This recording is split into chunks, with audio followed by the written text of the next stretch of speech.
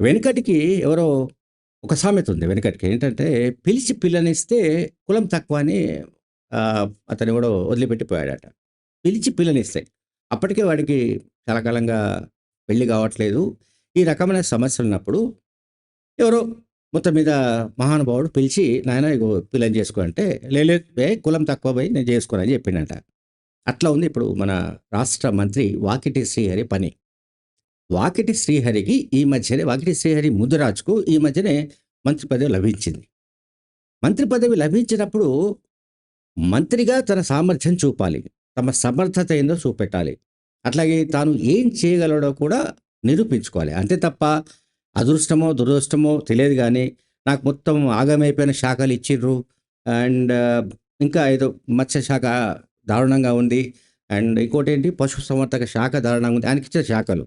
ఇవన్నీ కూడా చాలా దారుణంగా ఉన్నాయి. ఆగమైపోయి ఉన్నాయి. అవన్నీ కూడా క్లిష్ట పరిస్థితిలో ఉన్నాయి. వాటిని నాకిచ్చారు అంటూ ఆయన పాపం బాధపడ్డాడు. ఆవేదన చెందాడు. ఈ సంగతి తెలిసి ముఖ్యమంత్రి రేవంత్ రెడ్డి ఆయనను చురకలంటించినట్టుగా కూడా ఇప్పుడు కొన్ని వార్తలొస్తున్నాయి. నిజమో అబద్ధమో మనకు తెలీదు. కానీ ఏ మంత్రి అయినా సరే, ఏ శాఖ ఇచ్చినా సరే, ఆ శాఖను సమర్థవంతంగా నడిపి అటు ప్రభుత్వానికి, అట్లాగే తనకు మంచి పేరు వచ్చేలాగా చూసుకునే బాధ్యత ఆ మంత్రిది. ఎవరికైతే ఏ శాఖలో కావచ్చది. ఇప్పుడు ఏ ఏ శా ఇప్పుడు శాఖ మంత్రి పదవులు రాకపోతే దానికో గొడవ. మంత్రి పదవి కావాలని గొడవలు చేస్తారు. తీరా మంత్రి పదవి వస్తే మాకు మంచి శాఖలు లేవు అనే గొడవలొస్తాయి. అంటే ఒక ఆవేదన ఉంటుంది. అట్లా కాకుండా ఏ మంత్రికైనా సరే తనకిచ్చిన శాఖను సమర్థంగా నిర్వహించి, ఆ శాఖకు మెరుగులు దిద్ది, ఆ శాఖను మరింత వన్నె తెచ్చే విధమైన చర్యలు తీసుకొని, ఔట్ ఆఫ్ బాక్స్ ఆలోచనలతో పనిచేసి ఆహ్, త తన క్వాలిటీ ఏమిటో నిరూపించుకోవాలి తప్ప, అదృష్టమో, దురదృష్టమో బై నాకిట్లా ఆగమైపోయిన శాఖలు ఇచ్చారంటే, అసలు బీఆర్ఎస్ హయాంలో అన్ని శాఖలు ఆగమైపోయాయి. నాట్ ఓన్లీ మత్స్య పరిశ్రమ శాఖ, లేకపోతే పశుసంవర్ధక శాఖ కాదు. ఇరిగేషన్ సంగతి ఏంటి?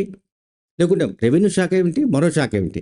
అన్ని శాఖల్ని అధ్వానం చేసిన ఒక ప్రభుత్వం ఏదైనా ఉంది అంటే అది కేసీఆర్ ప్రభుత్వం. ఆ 10 ఏళ్ల పాటు మొత్తం తెలంగాణను విధ్వంసం చేసి పారేశారు.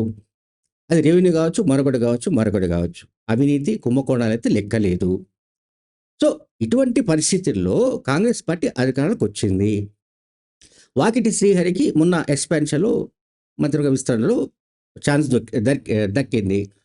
సరే మంత్రి పదవి లభించిన తర్వాత ఆ శాఖలో చాలా ఇబ్బందులుండొచ్చు. ఆ శాఖలో గతంలో చాలా అవినీతి జరిగుండొచ్చు, కుంభకోణాలు జరిగుండొచ్చు. ఇప్పుడు మత్స్య శాఖే ఉంది. దానికి సంబంధించిన స్కామ్స్ కొన్ని జరిగాయి. అట్లాగే గొర్రెల పంపిణీకి సంబంధించిన విషయంలో కూడా స్కామ్ జరిగాయి. అందులో కొంతమంది అరెస్ట్ అయ్యారు. కొంతమంది జైల్‌లో ఉన్నారు. ఇవన్నీ గడిచిన విషయాలు ఇవన్నీ. సో, ఇప్పుడు మీకు మంత్రి పదవి ఇచ్చినప్పుడు యాస్ ఏ బీసీ మంత్రిగా మీరు అత్యంత నైపుణ్యంతో పనిచేయాలి. క్వాలిటీ మీ పనిలో క్వాలిటీ చూపించాలి. మీ ఎఫిషియన్సీ చూపించాలి. మీరు నిరూపించుకోవాలి. మంత్రిగా అరే! వాకిటి శ్రీహరి పని చేస్తుడబ్బా! అని అందరూ అనుకునే విధంగా పనిచేయాలి తప్ప, ఏ మంత్రి కూడా ఈ రకమైన వ్యాఖ్యలు చేయడం సరైంది కాదు. ఇది అంతిమంగా ఇటువంటి వ్యాఖ్యలు ముఖ్యమంత్రికి ఇబ్బంది కలిగించే విధంగా ఉంటాయన్న విషయాన్ని కూడా మంత్రులు మర్చిపోరాదు. Thank you very much.